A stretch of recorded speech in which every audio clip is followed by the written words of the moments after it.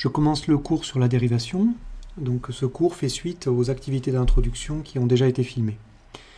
Alors, dans un premier paragraphe, on va parler du nombre dérivé de la tangente, et puis dans tout ce paragraphe, on va parler d'une fonction petit f qui sera définie sur un intervalle grand I. Sa courbe représentative, on la notera C dans un repère, et on appelle petit a un réel de l'intervalle I. Alors, on va essayer de définir ici proprement le nombre dérivé d'une fonction petit f en A. Donc petit a, c'est l'abscisse du point grand A, qui est ici. Donc son abscisse, je la lis ici. Et ses coordonnées sont donc, si son abscisse c'est petit a, alors son ordonnée, puisque je suis sur la courbe de f, son ordonnée je la lis ici, son ordonnée c'est f de a. Donc son abscisse c'est petit a, son ordonnée c'est f de a. Je prends un autre point, grand M, qui est proche de a, proche en un certain sens, donc que je ne précise pas, donc je vais noter ici son abscisse petit a plus h. Donc h, si vous voulez, c'est l'écart entre l'abscisse de a et l'abscisse de m quand h est positif. Donc, quelle est son ordonnée à m? Le point m, c'est aussi un point de la courbe, donc son ordonnée, ça va être l'image de son abscisse, c'est-à-dire l'image de a plus h. Donc son ordonnée ici, c'est f de a plus h. Alors quel est le coefficient directeur de la droite AM?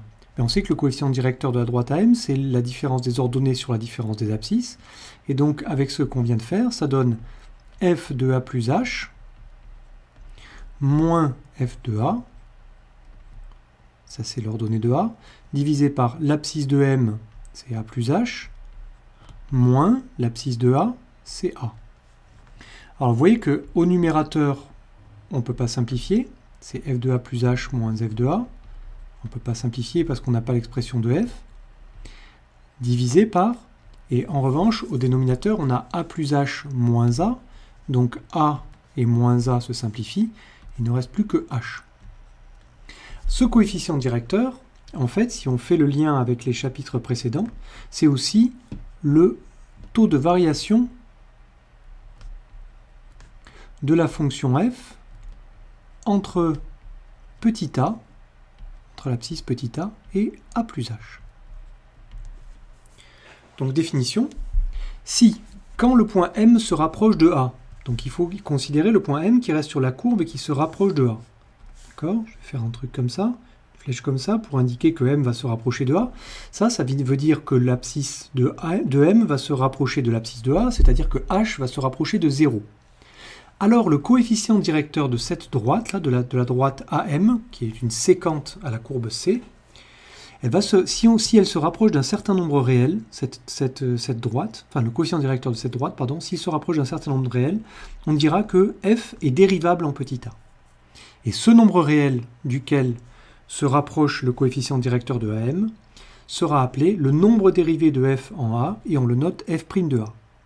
Autrement dit, l'égalité qui est écrite ici, c'est que f' de a, c'est la limite quand h tend vers 0, c'est-à-dire quand m se rapproche du point A, du taux de variation de f entre a et a plus h, c'est-à-dire du coefficient directeur de am. Alors on va voir sur un premier exemple, c'était l'exemple qu'on avait vu d'ailleurs déjà dans l'activité, sauf que j'ai changé le point en lequel je regardais les séquentes. Je n'ai pas pris le point d'abscisse 3 comme dans l'activité, mais le point d'abscisse 1.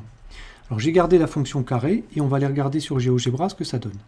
On vous demande de calculer puis de simplifier le taux de variation de f entre 1 et 1 plus h. Donc je vous montre rapidement sur GeoGebra. Ça veut dire que donc ici, j'ai le point A qui a pour abscisse 1, le point M qui est proche de A, ça veut dire que h j'ai limité à des valeurs relativement petites, proches de 0, d'accord? Donc le point M est là. Et on va regarder ce que donne le coefficient directeur de la droite. Ici, elle s'appelle G, cette droite qui est ici. Et son coefficient directeur, je vais l'afficher tout de suite. C'est le mot pente sur GeoGebra qui caractérise ce coefficient directeur. Donc vous voyez ici que le coefficient directeur vaut 2,38. Je vais le renommer petit m pour faire comme dans l'activité d'introduction. Donc voilà, petit m c'est le coefficient directeur. Ici c'est 2,38. Qu'on lit également ici, c'est le nombre qui multiplie x dans l'équation de la droite. Donc on va aller regarder dans dans le cours, on va finir le calcul. Donc on vous dit de calculer et simplifier le taux de variation de f entre 1 et 1 plus h.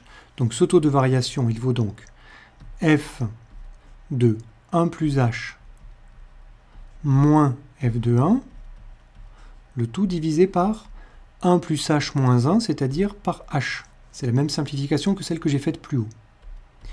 Alors, maintenant, je peux quand même continuer, parce que maintenant, la fonction f, je la connais. C'est f de x égale x au carré.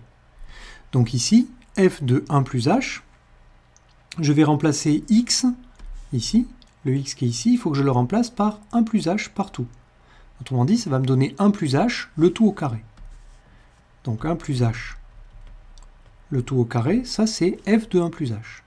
f de x, c'est x au carré. f de 1 plus h, c'est 1 plus h au carré. Moins f de 1, ben c'est pareil, je vais remplacer x, cette fois-ci par 1, c'est-à-dire 1 au carré. Le tout divisé par h. Donc ça, on l'a calculé, et maintenant, on va le simplifier.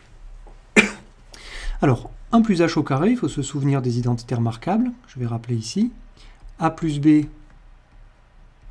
au carré, c'est égal à a au carré, plus le double produit, 2 fois a fois b, plus b au carré. Donc si je fais 1 plus h, ça veut dire que je remplace a par 1 et b par h, j'obtiens 1 au carré, plus 2 fois 1 fois h, c'est le double produit, plus h au carré. Et puis il me reste moins 1 au carré. 1 au carré, c'est 1, donc je simplifie. Le tout divisé par h. Égal. Alors 1 au carré, ça fait 1, plus le double produit qui est là, 2 fois 1 fois h. Bah, 2 fois 1, ça fait 2, fois h, ça fait 2h.